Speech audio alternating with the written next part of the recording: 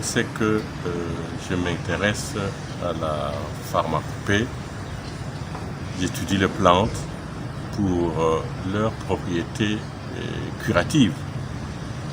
Et je fais ce travail. Je commence à m'intéresser aux plantes depuis 30 ans. J'étais encore directeur dans le petit séminaire Saint-Paul de Guidère.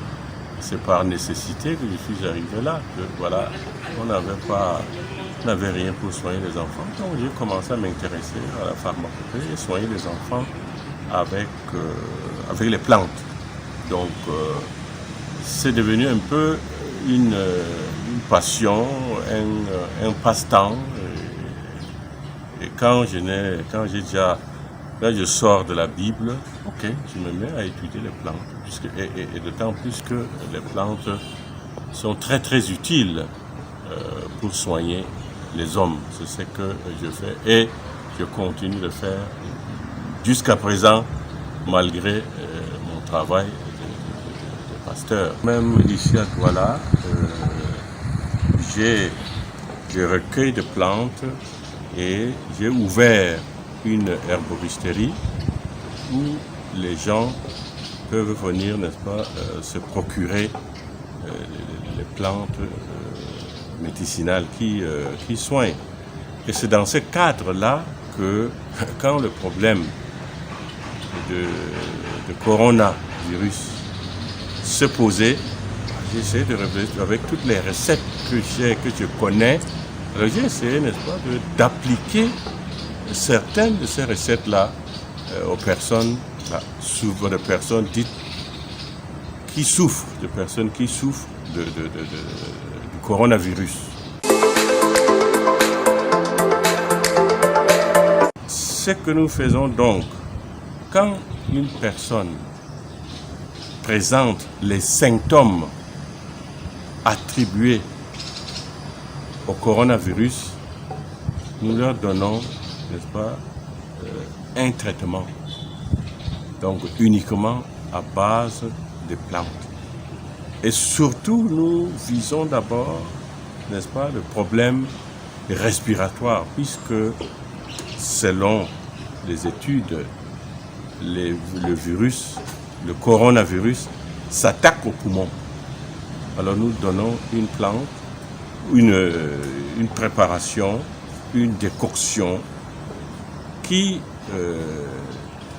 purifie, qui libère les poumons. Et des personnes se sentent bien.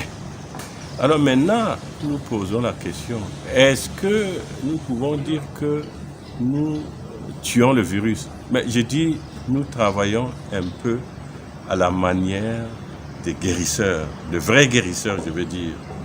Quand quelqu'un présente des symptômes, nous prescrivons quelque chose, un traitement, et la personne maintenant est guérie, ou au moins la souffrance, n'est-ce pas, les douleurs cessent.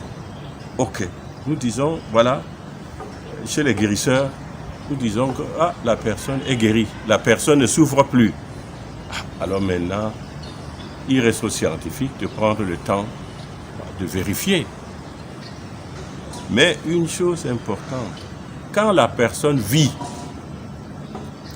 et l'appétit revient, commence à dormir, pour moi, c'est ça qui est très très très important. C'est ce qui compte pour nous à l'heure où nous sommes. Mais il est encore difficile de conclure que nous avons mis sur pied un traitement contre, n'est-ce pas, le coronavirus. Ça, il faut bien le dire.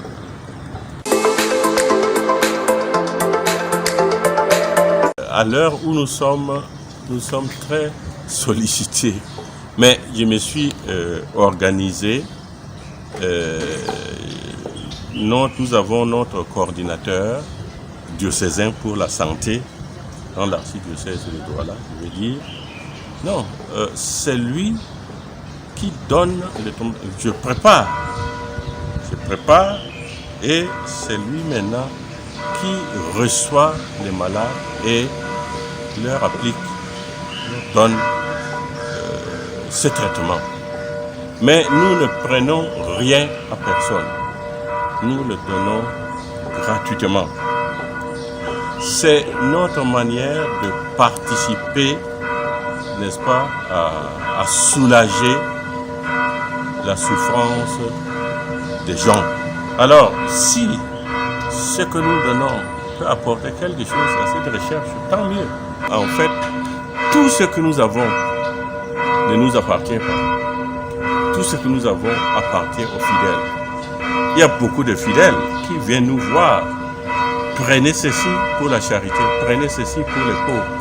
Mais quand quelqu'un souffre, c'est une personne qui est pauvre, une personne qui souffre. Voilà pourquoi nous, pour le moment, nous ne prenons absolument rien. Le jour où je n'aurai plus rien parce que l'argent, la charité que j'avais est fini, je dirais que c'est fini.